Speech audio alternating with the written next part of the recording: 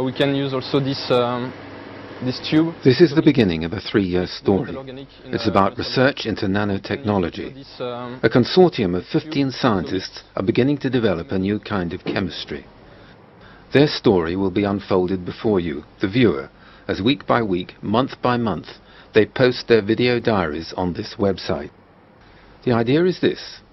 They take nanotubes and build metal structures of just a few atoms onto the tube's surface.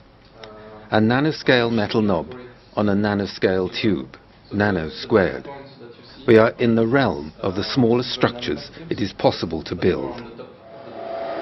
Billions of these nanotubes are made into a paste, and that is spread thinly onto some electrodes that are printed on a small square of plastic. They believe they can develop this device into the smallest, cheapest and most sensitive device ever made to detect gases, any gases, from dangerous benzene to the smell of ripe apples. But to get there means some groundbreaking fundamental research on 2 fronts. On the experimental front, 3 teams are beginning to learn how to control the construction of the metal bumps.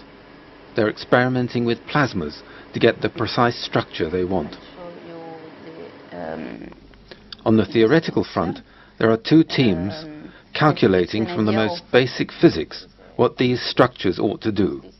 Calculations involving big computers to find the exact solution to the Schrödinger's wave equation, to predict what final shape these metal atoms will take up when they attach to nanotubes. It's a European Commission-funded project. So I'll tell you something about the Commission requirements and procedures. Everybody of you is linked to the Commission by a legal contract with obviously legal obligations. The kick-off meeting brought the 8 teams together, most meeting each other for the first time. I like to say that you should consider this as an informal meeting. I hope that within the next 2-3 years we'll become very good friends, because we have been working together to reach some nice scientific goals. So this is informal meeting. And we're at the Institute of Materials in Nantes. It's a regional... Chris Yules leads a theoretical group in France. Our speciality is very much looking at the point defects and the dislocations, how they move. So I'm hoping that there'll be quite a lot of exchange of information, so we can feed defect models up to JT and there'll be metal stuff coming back. We do a little bit of code development, but not fundamental code. Mark Delgado is an industrialist who will market the new device. He's based in Barcelona. The company it was founded by Joaquim Delgado, who is my father. This is my target for this project. I want to be at least at this size. If it's possible, smaller, much better. The Louvain group is coming from the Università Catholic of Louvain. So this unit is divided in 3 main scientific teams. The first one is... Jean-Christophe Charlier leads the second theoretical group in Louvain-la-Neuve. The second one is focusing on physical chemistry of surface and interface, and we belong mainly to this condensed matter theory. Among these 7 postdocs you have Zayla, and we will work in the project. Vega was set up to promote science, and we started by This is Jill Watson, the head of Vega. It's a charity set up to allow scientists to communicate directly to the public, particularly through TV and internet. We're developing a section of the website just for this particular project, and we're making 2 documentaries.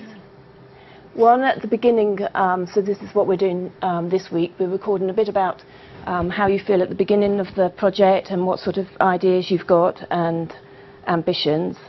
And then we will also make another documentary at the end. I think we had a really interesting meeting yesterday, and this is me, about video diaries, and sort of an ex-BBC filmmaker constructing this first video report. And the reason I am on the team is because of their decision to tell the public about their science as it happens. I pioneered video diaries at the BBC. Will be produced and how it will look and who will have access.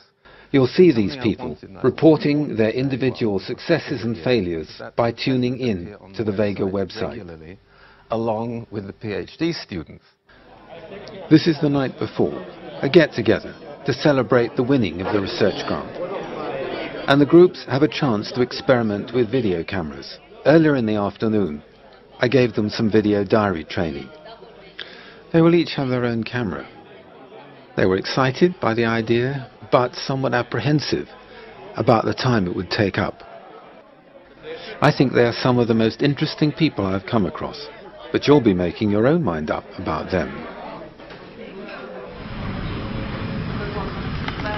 We went to talk to the top men at the European Commission.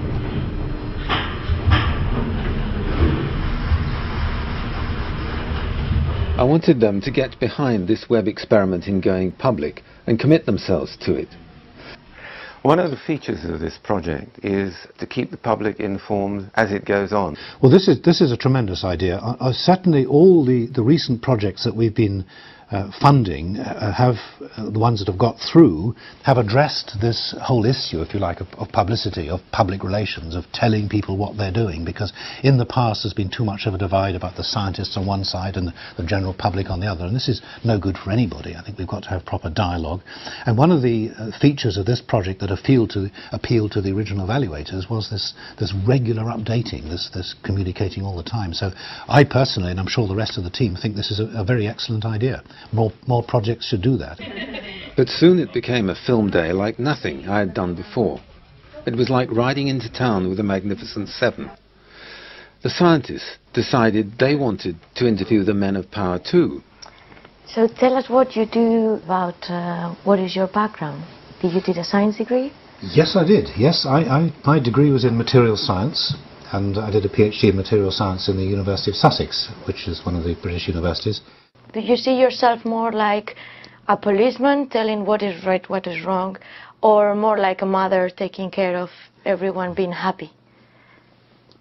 Well, also in one of my last project meetings, it was said, oh, the inspector is coming. In my work before, I was inspecting nuclear installations. In this job, I wouldn't see my work as an inspector. We have to stimulate science, and the scientists have their own interest to do nice projects, to run good projects and to get results. Where's the balance of power in this between you and the projects? Who actually finally makes the decisions? And the decision taking, well, it's us in the Commission. It's our work programme, and we decide.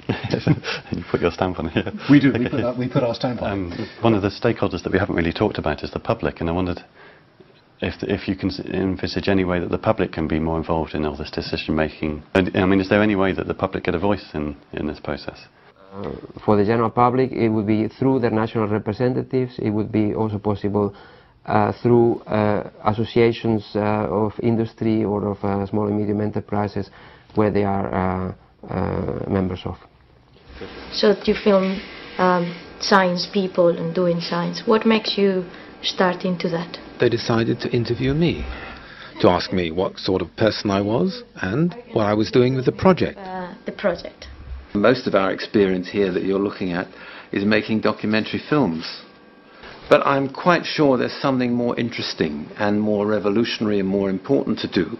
The real authors of this and the real hosts of this and the real producers of this should be all of you. I mean, something in my guts tells me it ought to be about quarrels you have, about rewards that you have, about when things go well, about if you're a passionate violin player, we ought to see you playing the violin, and we ought to see what life of you 8 scientists is like. That's what it seems to me, but that's a big presumption on my part. Tell us a bit about you. Are you married? Yes, I am.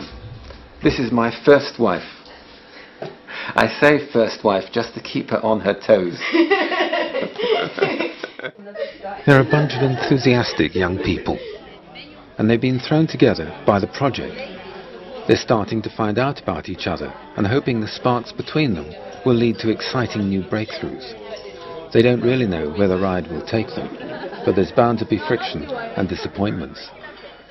But they're also a bunch of experts, each in their own field. And although there's a lot they know, there's a lot more they don't. There's bound to be things that don't work, bound to be red herrings on the path. But unlike any other science project, They're going to attempt to take you, the public, along with them on the journey and to share the experience of doing science. It's, I don't know, in this case I will see it's like the glue that keeps together these things.